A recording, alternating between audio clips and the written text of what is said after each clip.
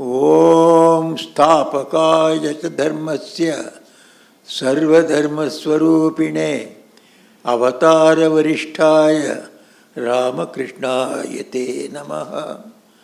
नमस्ते यतिराजाय विवेकानंदसूरये सच्चित्सुखस्वरूपाय स्वामिने तापहारिणे।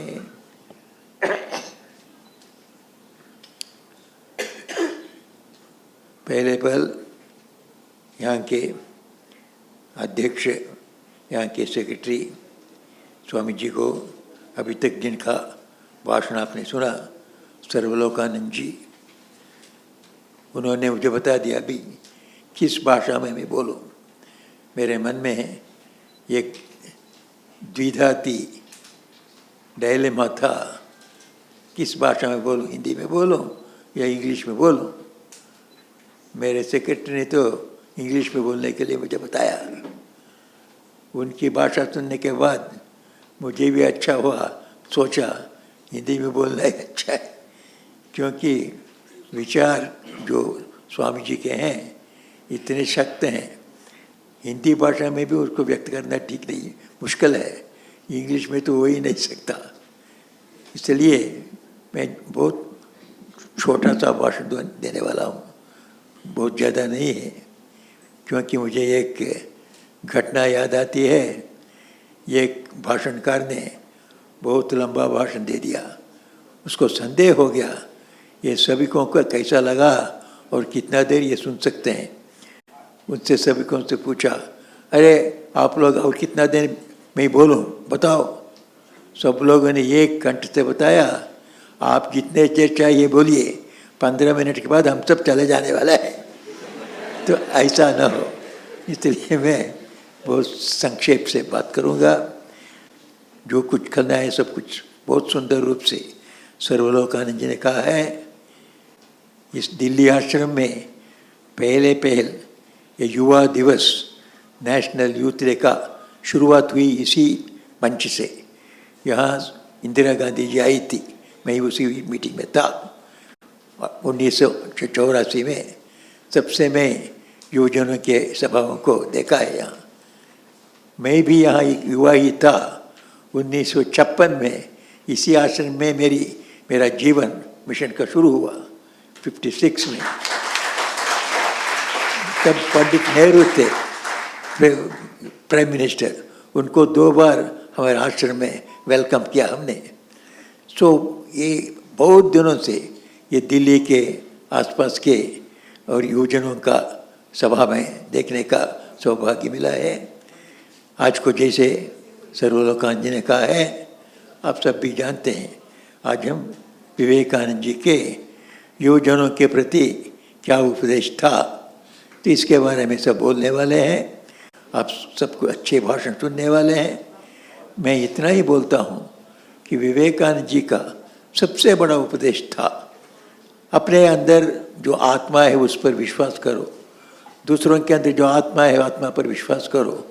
आत्मा और परमात्मा अलग नहीं है। जहाँ आत्मा वहाँ परमात्मा भी है। जहाँ परमात्मा है उसका अंश रूप में आत्मा है। हम सब परमात्मा के अंश हैं। इसलिए हर एक के अंदर ये आत्मशक्ति है। इस आत्मशक्ति को विकसित करना ही ठीक शिक्षण है, ठीक एजुकेशन है। Manifestation of the divinity already in man, यही इसको एजुकेशन कहा। विवेकानंद जी बार बार कहते थे, हमारे यंग लोग जैसे यंग एज में जाके कॉलेज में पढ़ते हो, स्कूल में पढ़ते हो, अपनी डिग्री लेते हो, यह जो आत्मशक्ति का विकास भी एक शिक्षण है। इसको भी छुटपन से आरंभ करना।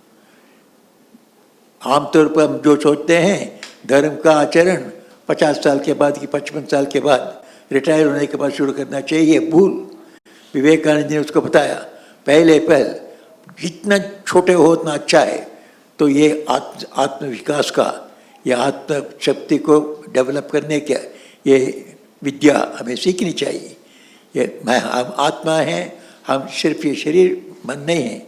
शरीर मन को चलाने वाले, शरीर मन के स्वामी हम आत्मा हैं। इसकी उपलब्धि करनी चाहिए। इसके लिए उन्होंने ये सुंदर रास्ता बताया। हम सब समझ सकते हैं, सिर्फ संकल्प करके उसको हमें कार्यान्वित करना है। क्या है वो? जिसका चरित्र बल होता है उसका आत्मविश्वास होता है। जिसका आत्मविश्वास होता है वो सब कुछ साधित कर सकता है। जिसका चरित्र बल होता है उसका आत्मविश्वास होता है। आत्मविश्वास से वो सब कुछ साधित कर सकता है। मेरे ट्राइबल बच्चों को मुझे याद है 1986 में पहले बार दिल्ली में आया था। Subroto cup all India shield, highest shield है हाई स्कूल के लिए। उसमें हर एक स्टेट से एक टीम आता है।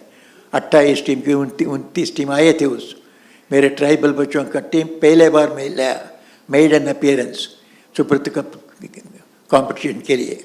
सभी लोगों आश्चर्य किया, ये जा ट्राइबल बच्चे क्या खेलेंगे? हम सब तो स्पोर्ट्स स्कूल में ट्रेनिंग लिया है और स्पोर्ट्स अथॉरिटी ऑफ इंडिया से हमने ट्रेनिंग लिया है। ये बच्चों को कोई ट्रेनिंग ये क्या करेंगे? मैं कुछ नहीं कहा, वो बच्चे दिखाएंगे वो क्या करेंगे। तो हम उतरने के बाद हमारे बच्चों को हम छुटपन से विवेकानंद जी का उद्गार सुनाते हैं, कोटेशन सुनाते हैं। क्या? तुम आत्मा हो, तुम्हारे अंदर सब शक्ति है, तुम जो कुछ चाहोगे वो कर सकोगे। संकल्प करो मैं करूँगा, तुम कर सकोगे। ये बच्चे क्लास 1 से सुनते हैं इसको हमारे स्कूल में। ये बच्चे यहाँ के जब उतरते हैं, पहला टीम था मद्रास से था, तो उसको हमने बताया, हमारे कोच ने बताया, एक कल को तुम्हारे इनके साथ भिड़ना होगा। क्या जीतोगे तुम? जीतेंगे सर। क्यों जीतेंगे? हमारे गले में देखिए विवेकानंद जी का एक लॉकेट है, इसको पहन के जाके जीतेंगे। इतना विश्वास विवेकानंद से। दूसरे दिन गए, बिल्कुल जीत लिया 2-1 में। पहला लोग अचंभा होगी, कहाँ का ट्राइबल चले, चाइना के बॉर्डर से आए हैं, अलॉन्ग रामकृष्ण मिशन स्कूल। दूसरा दिन में तो हमें भिड़ना पड़ा केरला स्कूल, स्पोर्ट्स का ही आधा सीखते हैं वे और आधा सब्जेक्ट सीखते हैं। ऐसा ट्रेन स्कूल। हमारा कोच पूछता है, इस स्कूल को हराओगे? ज़रूर सर। गया, हरा दिया उसको। दूसरा जीत गए। तीसरे वाले उड़ीसा से थे, उसको भी हरा दिया। चौथा मेरे ख्याल से बिहार से था, उसको भी हरा दिया। पहले बार मेड एन अपीयरेंस में 5th राउंड में, दैट इज फाइनल में पूर्व पश्चिम बंगाल से वहाँ एक मध्यम ग्राम टीम है, बहुत कई बार वो चैंपियन हुए हैं, तो उनके साथ हमें भिड़ना पड़ा। हम रनर्स हुए, वो विनर्स हुए। पहले बार अपीयर करके हमने 25 साल का वो रिकॉर्ड तोड़ दिया।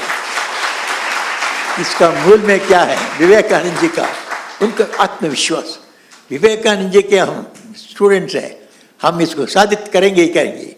यह आत्मविश्वास जिसका है वो सब कुछ साबित करता है। विवेकानंद कहते थे आत्मविश्वास कैसा आता है, उसके लिए उन्होंने हमें समझाया, चरित्र बल होना चाहिए।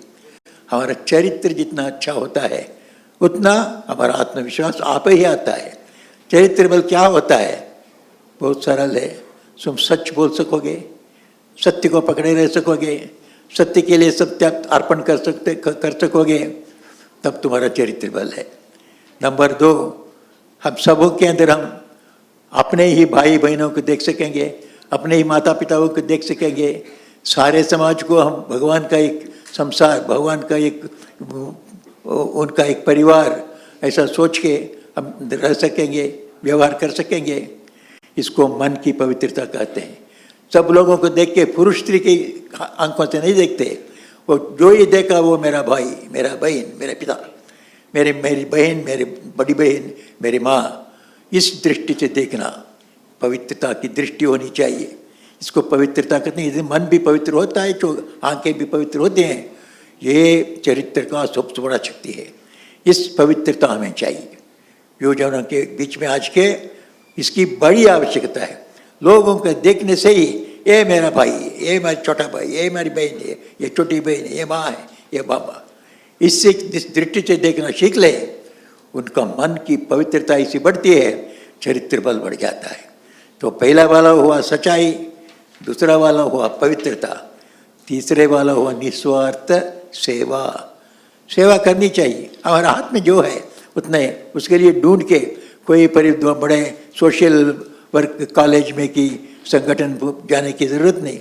जहाँ मैं हूँ वहीं घर में बैठे ही तो छोटे बच्चे होंगे, उनकी मदद कर सकता हूँ। किसी न किसी कुछ दूसरों के लिए निस्वार्थ भाव से सेवा करना सीखनी चाहिए। निस्वार्थ सेवा हमारे जीवन में चाहिए, इसका अभाव है। बड़े बड़े पैसे लोगों के पास पैसे हैं, उसको क्या करना चाहिए मालूम नहीं है। वो निस्वार्थ भाव रहने से आप ही रास्ता दिख जाता है। कितने निस्वार्थ भाव से रूप से बड़े बड़े संस्थाएं काम कर रहे हैं पैसे के बिना। उनके पास जाके हमारे पास जो पैसे हैं दे सकते हैं, हमारी बुद्धि उसको देख सकते हैं, हमारा टेक्नोलॉजी उनको दे सकते हैं। इस तरह निस्वार्थ सेवा वो तीसरा चरित्र का एक गुण है। निस्वार्थ सेवा हमारे जीवन में आवे। चौथा पांचवा बहुत बड़ा गुण है जिसके आधार पर ये तीनों खड़े हैं, वो है ईश्वर में विश्वास, परमात्मा में विश्वास एवं और प्रार्थना। ये प्रार्थना है हमारे वेदों का सार है। वेदों में आपको योग नहीं सिखाया, वेदों में आपको प्राणायाम नहीं सिखाया, वेदों में सूक्तियाँ, नारायण सूक्त और पुरुष सूक्त और दुर्गा सूक्त, सूक्त माने प्रार्थना। प्रार्थना से ही बिल्कुल मन की एकाग्रता करके भगवान तुम हो, मैं तुम्हारा अंश हूँ, तुम पूर्ण हो, मैं तुम्हारा अंश हूँ, तुम मेरे पिताजी हो, मैं तुम्हारा प्रिय संतान हूँ। इस विश्वास से, इस विश्वास के साथ प्रार्थना करने से हमारे सब प्रार्थनाएं वे हमें शक्ति देते हैं। हर एक प्रार्थना से हमें शक्ति मिल सकती है। उस प्रार्थना से हम सब कुछ साधित कर सकते हैं। ये बच्चों को हमारी छूटपन से ही इसको सिखाना पड़ेगा। पर परमात्मा है, भगवान है, तुम उसका अंश हो, तुम्हारे अंदर परमात्मा ही है। इसको छोटे बच्चे से सिखा देने से हमारे युवक युवतियों के बीच में आजकल कितनी दुर्बलता, अबलता बोध करते हैं, ये सब चला जाता है। ये मिसाल देख के मैं अपना भाषण समापन करता हूँ। ये विश्वास कितनी बड़ी चीज़ होती है। एक छोटा सा बच्चा एक घर में था, एक छोटा सा परिवार, उसके घर में जाके वहाँ के अड़ोस पड़ोस सबों को लेके भगवत गीता का क्लास करता था बम्बई में। वो बड़ा 20-25 बड़े बड़े ऑफिसर आते थे सेंट्रल गवर्नमेंट के, तो उनके लिए भगवत गीता का साल हफ्ते में क्लास देता था। हर एक घर में एक एक हफ्ता क्लास होता था। एक पेरेंट्स के घर में जब गया तो उनके घर में भी एक एक हफ्ते बीच में जाता था। वहाँ एक छोटा सा लड़का था, साफ हो सकता है 7-8 साल का, क्लास 2 में किसी क्लास 3 में पढ़ता था। तो वो मेरे पास आता, उनके माताजी पिताजी कुछ मुझे अभ्यर्थना करके कुछ दूध व फल देते थे और उसके बाद पाठ शुरू होता। तो मैं बैठने से ही बच्चा आता था, आके स्वामी जी आप कहाँ से आते हैं? मैं बोलता था मैं रामकृष्ण मिशन मुंबई से आता हूँ। रामकृष्ण मिशन क्या होता है? अरे वो तो सब लोगों की सेवा करता है। हमारा अस्पताल है, वहाँ मुफ्त में हम सेवा करते हैं, लोगों को दवाई देते हैं। हमारा मंदिर है, सब धर्मों के लोग आ सकते हैं वहाँ, और सबके लिए तो हम प्रार्थना करते हैं। और हमारा गेस्ट हाउस है, और जो कोई भी आवे अगर वो उसको बिना पैसा दे के 3 दिन रह सकते हैं वे, उनके लिए तो ऐसा भी तो है। हम सब निस्वार्थ सेवा करते हैं सब लोगों के लिए वहाँ, तो अवकाश है रहने के लिए। ये बच्चा सुनता था, 8 साल 9 साल का लड़का सुन के चला जाता। ये 2-3 हफ्ता हुआ, और चौथा हफ्ता जब गया वहाँ तो माँ और लड़का, वो माँ एक स्कूल में टीचर थी, दोनों लड़ रहे हैं। 8 बजे सवेरे मैं गया हुआ, मैंने पूछा क्या हुआ? माँ और लड़के लड़ रहे थे। स्वामी जी ये मूर्ख है, कल शाम को इसके स्कूल में कोई स्कूल डे था, इसको एक लड़की का पार्ट दिया था एक ड्रामा में, मेरे साड़ी ले गया, बहुत बड़ा सिल्क का साड़ी है, कई 100 रुपयों का उस जमाने में, उसको ले गया। ड्रामा के बाद उस वहीं छोड़ के आ गया। यहाँ आके पहुँचता है 9:30 बज गया। तो उसके बाद मैं टेलीफोन करता हूँ, स्कूल में कोई नहीं है, और दूसरे दिन पूछता हूँ, किसी को मालूम नहीं, बोल दिया मेरा साड़ी चली गई। ये मूर्ख, उसको कह के तुम ऐसा मूर्ख हो, जब ले गया उसको लाना था तुमको, वो बोलता है उत्तर में, माँ और ज़्यादा मुझे गालियाँ दोगी रामकृष्ण मिशन में चला जाऊँगा। इसलिए मैं लड़ रहा हूँ बेटा, ऐसा भूल करके ऐसा उत्तर देता है।